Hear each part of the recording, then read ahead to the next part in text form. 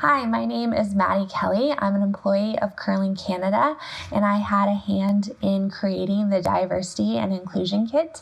So today I'm going to go over the framework of the resource kit and then dive into the 9 sections so you are able to learn more about it and see how it's here to support you and your facility. Curling Canada, along with your facility, has recognized the opportunity to take a positive step forward in the journey towards greater diversity and inclusion in Canadian curling. We all know change is hard. It takes us out of our comfort zone and puts us into the unknown. But that's when it's the most rewarding, when we start to find that improvements are actually happening. If we want this Canada-wide curling community that's more welcoming and more representative of diversity within our communities, then these changes are necessary. Our collective approach to an intentional outreach and inclusivity has the power to start shifting the perspective on our sport, both within the curling facility members and the non-curling community. And I know this is all very easy to say, and you're probably thinking, okay, but what's the first step? How do we begin this? And it just starts with a person who cares, a person who is going to lead the charge, a person who is going to start the needed conversations, but also continue the needed conversations. An individual's journey into curling starts at community facilities, which is why the Diversity and Inclusion Kit was created to help support you, the champions of change. This kit has adaptable resources that allow you to build a realistic and implementable plan that also helps foster developmental growth. It's to help you start and continue success in your club and also create meaningful change in and around your community. We understand no one knows your facility as well as you do. We are here to simply support you as you take your next steps and as we take our next steps as an organization. So now we're going to look at the framework of the resource kit and also look at the assets that were created to help along this journey. So we recognize this journey is going to be different for everyone. There is no one correct path to take.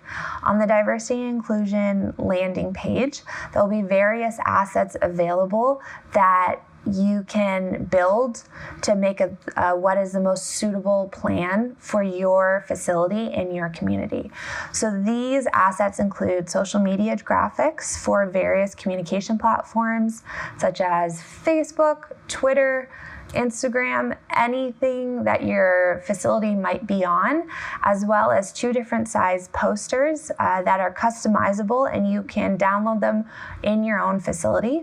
There is a spot where you can customize to your facility and add any initiatives for diversity and inclusion that you might be doing that you want to promote. Some of those might be new league nights, some of it might be targeted committees, or anything else you might have that you want to promote. So we recognize that each community and each facility is unique and that there are many steps on this journey. So the resource kit itself has various downloadable options that will allow you to pick what fits best for your facility that will help you support your specific needs. So you can download the full resource kit cover to cover as a comprehensive guide, or you can pick and choose one or all 9 individually downloaded sections that will help support you implement changes at your own pace. So that is just kind of an overview of what you will see on the landing page, what is available for support. And now we will break down what are in these 9 sections that you can get an idea of and start to help build your action plan. So we will now get into the first section. So in this section, we look at why diversity is important from 2 perspectives. The first perspective is in a business standpoint. So increased diversity means there's more people. Therefore, there's an opportunity for increased sustainability. There's revenue potential, there's growth, there's more curlers, there's more fans, there's more spectators, there's more volunteers. But on the other side, the human side, increased diversity increases cross-cultural communication, stronger community engagement, and overall enjoyment in an open, welcoming facility environment. This section also looks at how our sport is perceived in your community and communities across Canada, and how intentional changes can bring positive impacts. The next section we're going to take a look at is definitions and resources. So in this section, there's a compiled list of definitions, and there's links to many resources that dive deeper into the area of diversity and inclusion. These links and definitions provide helpful, if not essential, background knowledge that will enable the development of a very strong action plan. The first obstacle a lot of the time in this journey of starting is uncertainty. The feeling of not knowing enough, not saying the right thing, or using the right term. This is a very fair feeling to have. It's very, very important to be educated on this matter, so it's a very responsible concern to have. The information that these resources provide will empower and educate your facility to start that journey towards creating meaningful change. Almost all the resources provided in this section are free, and they expand across a variety of different topics. Some of those topics is ethnic diversity, LGBTQ+, women in sport, just to name a few. So the next section we're going to take a look at is unconscious bias. This section is one of the most important sections when getting started. It focuses on increasing awareness, and that is such a difficult task to do, but it's also a very, very necessary task to do. Everybody has an unconscious bias. We have developed it through various experiences in our life, what we've been exposed to, and what we've been taught. And these unconscious biases that we've developed can make us unintentionally closed-minded or even judgmental without even realizing it. So by having a heightened awareness of our unconscious bias, we'll then foster a more intentionally open-minded dialogue and approaches. In this section, there is also a free training program from Microsoft that is a great place to start when wanting to become more aware and recognize your unconscious bias. So the next section we're going to take a look at is engaging your board. So you have done some research, you've gotten information, you're starting to feel comfortable to create an action plan, but first you need the support of your board behind you. So you need to start asking the questions, what is the best way to get the attention of my board members? What is the best way to introduce the topic of diversity and inclusion and the needed changes to our facility? You have to expect varied perspectives when you're going into these conversations and bringing these ideas to the table. Go in well prepared, but also open-minded and ready to listen, so you and your board members as a community can come up with a plan that you are both confident in and hopefully ready to stand behind. So in this section, it provides tips and strategies that you may want to consider before presenting these proposed changes to your board. So now you have educated yourself, you have done some research, you have engaged your board, and you've gotten their support. So you are prepared and you're ready to get to work. This next section we're going to take a look at is targeted approach. So this section focuses on getting to know your communities better. Those communities being your current curling community, but also your surrounding community, your local community. What are their overall makeups, and how do we get more non-curlers through our doors? In order to do this, we're going to have to start asking the hard questions. Are your current curling members representing your surrounding community? Do you reflect your surrounding community? And also, are you what you want to see in this sport? So this section also offers suggestions on how to become more welcoming and look at your facility in a new light, in a new view. You can look at how you can maybe restructure your facility externally and internally to make it that much more welcoming and inclusive to those currently not in the curling community.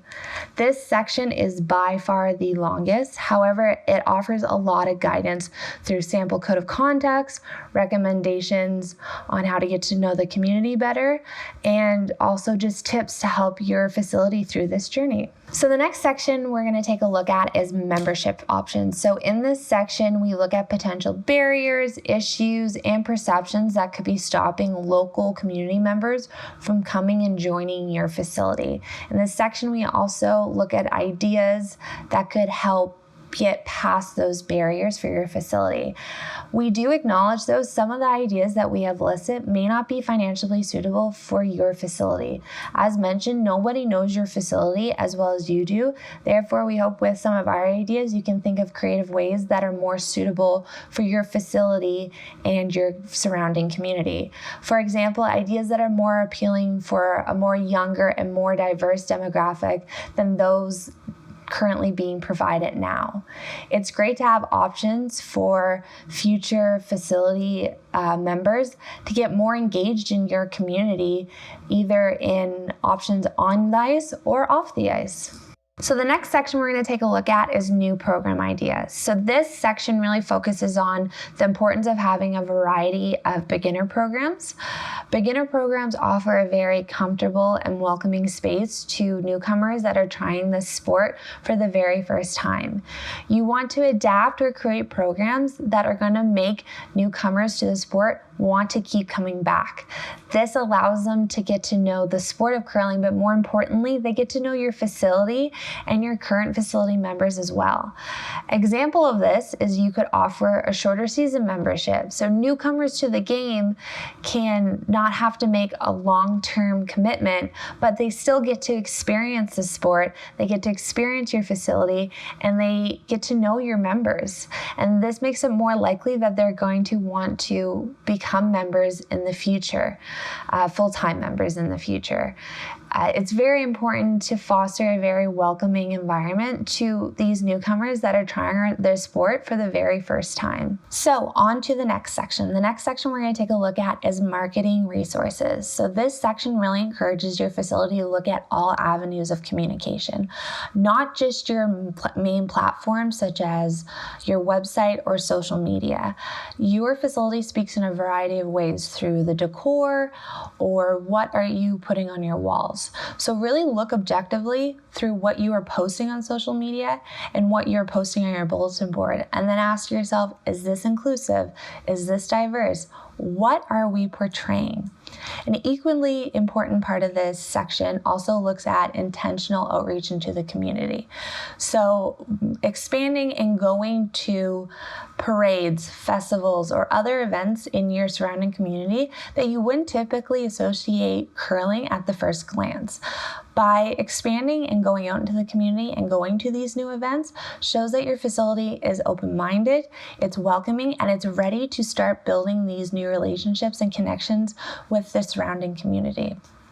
As we mentioned earlier, we have assets on the landing page of the Diversity and Inclusion website that can help your facility get the ball rolling in this department.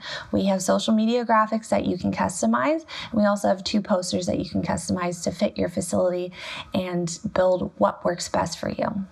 So we have made it to our 9th and final section of the resource kit, which is reciprocal partnerships. So this section highlights the importance of authenticity when branching out and building new relationships in your local community. And it's so important to build these authentic relationships, whether it's with sponsorship or ice rental clients or any new revenue-driven opportunities, that both parties see the value and also receive the value. So take the time and build these relationships with community leaders. Take the time and learn and understand their goals and objectives so you can find some common ground to ensure that this partnership is mutually beneficial and a good fit for both. So there you have it. That is the Diversity and Inclusion Resource Kit entirely, full 9 sections. This is Curling Canada's first step to supporting you and your facility and in our efforts to ensure that curling is a sport for everyone. We understand that change is going to take time. This is not an overnight solution. And you will be met with some challenges, but our hopes are with this resource kit, it will allow your facility to gain some momentum, get some ideas, and find a good starting place for your facility on this journey. Whether it is educating your facility, making an action plan, or building those authentic relationships in the community, you are starting this process because you care, and that is the first step in creating meaningful change.